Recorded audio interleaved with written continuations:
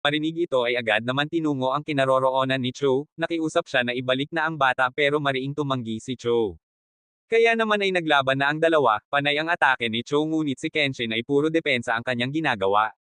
Samantala ay nakarating na si Kaoru kasama si Yahiko sa Kyoto, at saktong-sakto na narinig nila tungkol sa dalawang samurai na naglalaban. Agad nilang tinungo ang lugar sa pag-asang si Kenshin nga ang tinutukoy na samurai, sa laban ay walang magamit na espada si Kenshin. Kaya nahihirapan siyang pigilan ang mga atake ni Cho, gayunpaman pinipilit ni Kenshin lumaban. Napansin ito ni Seiko at napagpasyahan na kunin ang huling espada, na gawa ng kanyang tatay. Nang makuha ito ay agad na bumalik sa laban, at agad na binato ang espada kay Kenshin.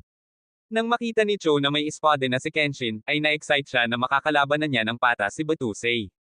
Ngunit walang ginagawa si Kenshin kundi pakiramdaman lang ang espada, kaya naman ay tinungo na niya ang sanggol para paslangin. Ngunit sa isang iglap,